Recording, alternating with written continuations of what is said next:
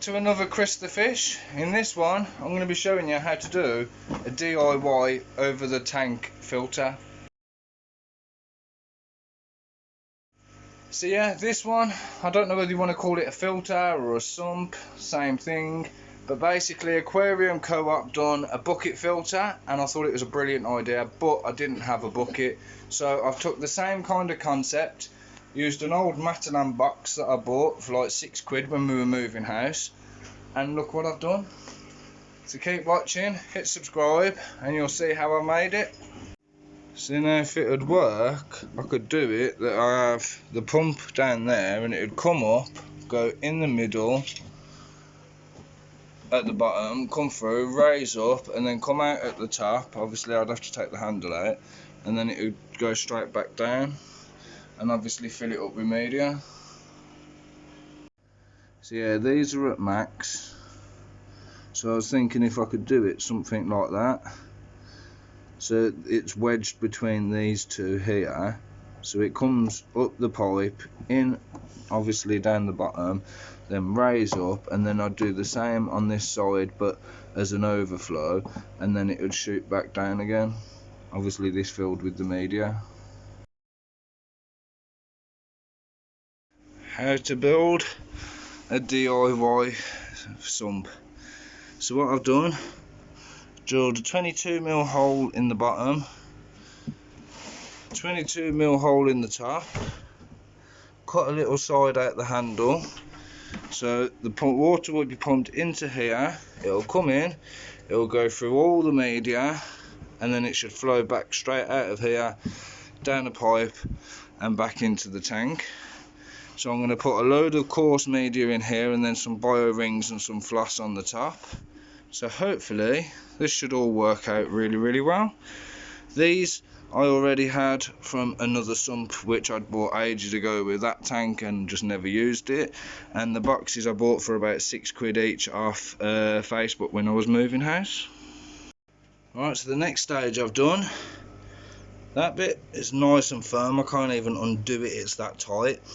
I've trimmed this bit off on each of the outsides, and then I've put a hose connector on, so instead of having big ugly piping coming out and round, I can just do some tubes coming in and out, make it a hell of a lot easier. So now I've just got to clean the box and get the media.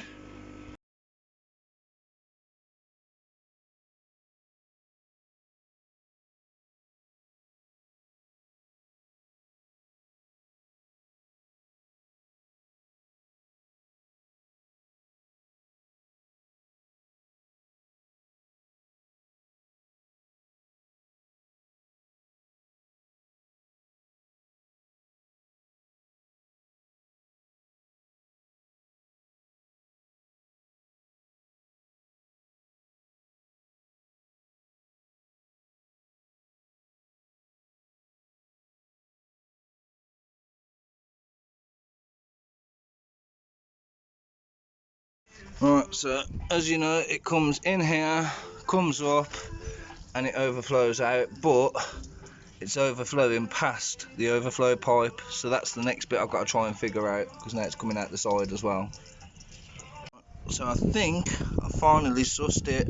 I've had to reduce the flow and I've made it so it comes in from the top, goes out through the bottom, but because the water shoots over to here, I've made it so it's got to come over here before it goes out, so I'll build the media up, but that's a lot better actually.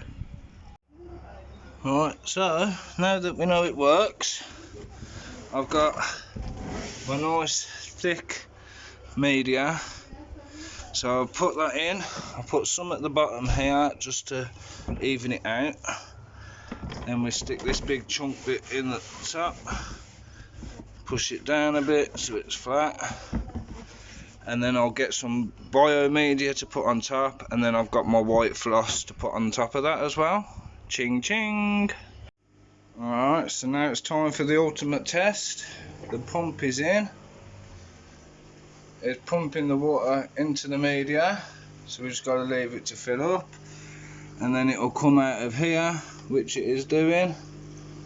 So it's working. Yes! And then if I don't want to watch it, I can just close my lid. Yes, mate.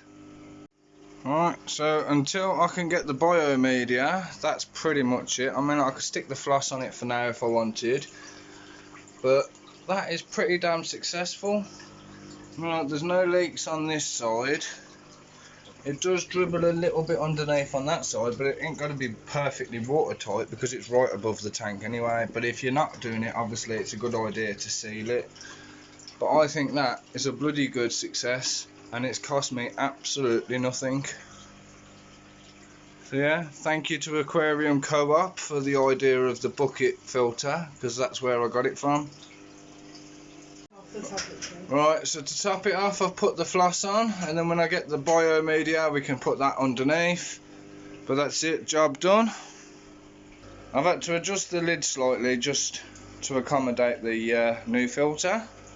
So what I've done is the big sheet that was all the way back, I've just cut a little square round so I can push it as far back.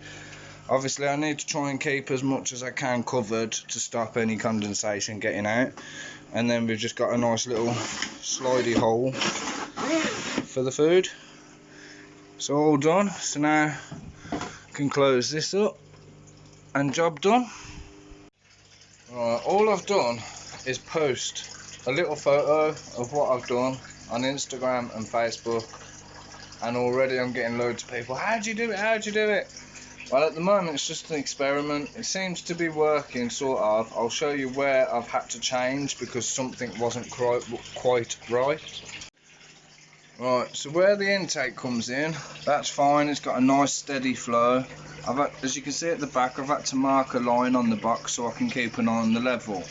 Because if it's too low, then the media's not covered, but if it's too high, it's going to overflow.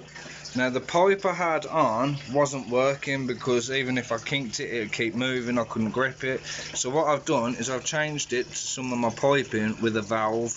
So I've just had to sit here for a bit, and basically what I've done is I've kept adjusting the outflow so that it matches the inflow, so that way it sits at the same level, it's not going to overflow or sink or anything like that. And I think I finally got it. It takes a bit just messing around, but we're here, I've got it sorted, thank God. Right, so now that I can say that it's actually finished and it's working and it is an actual success, so at that I'm going to leave it. Like, subscribe, hit the bell. I'll see if I can find some more good ideas.